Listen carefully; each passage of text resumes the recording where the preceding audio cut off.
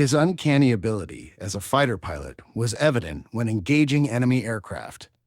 Perhaps it was his inherent ability to lead a target that carried over to Ed Scherer, becoming one of the greatest skeet champions of all time. Now, Steve and Phil are going to tell you more about this clay target legend.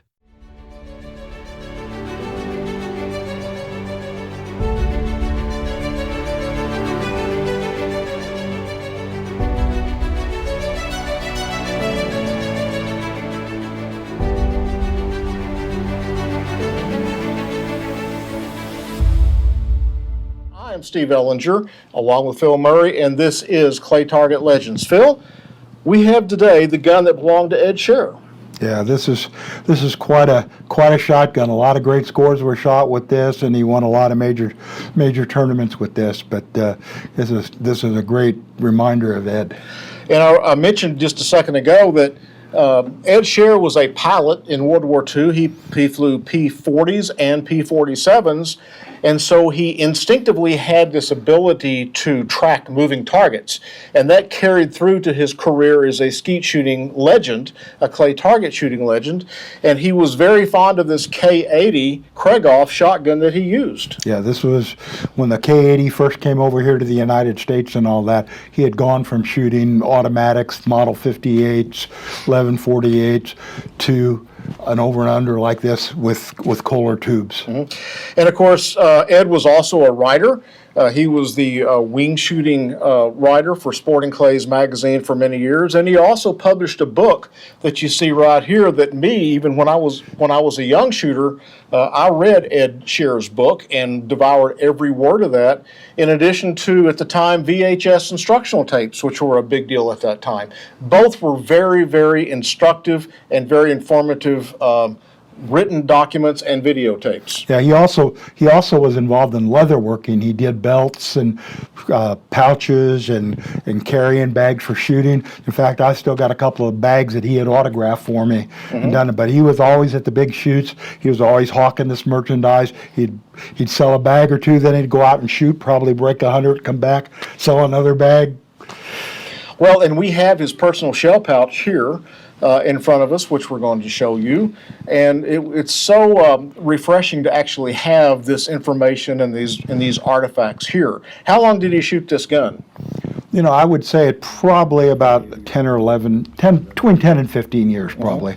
Was that about the time people were moving away from automatics into the over and unders? Partly, but this was the time when there really wasn't, the Remington 32 was no longer around as an over and under shotgun, and here was the Krieghoff Model 32, which was a facsimile of that particular Model 32, and this is when the Krieghoff family came here to the United States working with Hal DuPont, and they had a tremendous marketing program with this Model 32, and they sold these guns in great things. The big thing at that point was getting small gauge tubes to make it a 4-gun thing. So this particular one, because Ed lived in Wisconsin, there was Kohler Arms in Wisconsin, he had a good friendship with Don Mainland, and Don made a special set of small gauge tubes for this particular gun. Yeah.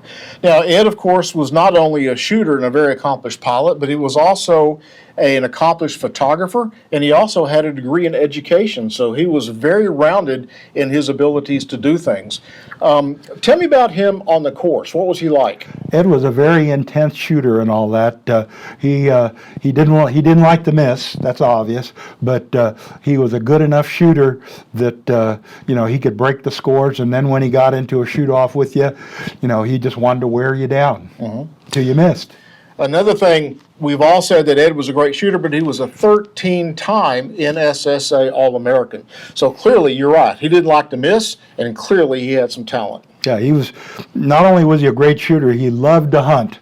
His winters were spent grouse hunting up in Upper Michigan Peninsula and things like that. And unfortunately, his untimely death was involved when he was hunting. Right. Well, at 73 years old, he went out to do what he loved to do, and that was hunt.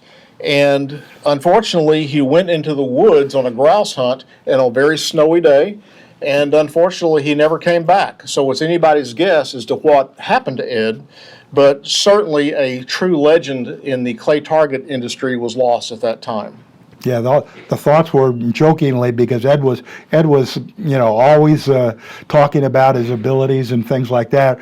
Many of us theorized that aliens had come down and kidnapped him, and he was probably giving skeet lessons on Mars or Venus. Or maybe the guy that he always beat on the skeet shoots had him taken out or something like that. But we're glad to have this gun here at the museum in San Antonio, and if you'd like to come by and take a look at it, please do, and you'll certainly be seeing one of the legends of clay target shooting's gun right before your eyes. Thank you for being here. Ed's success as a shooter and sought-after instructor had a huge impact on clay target shooting.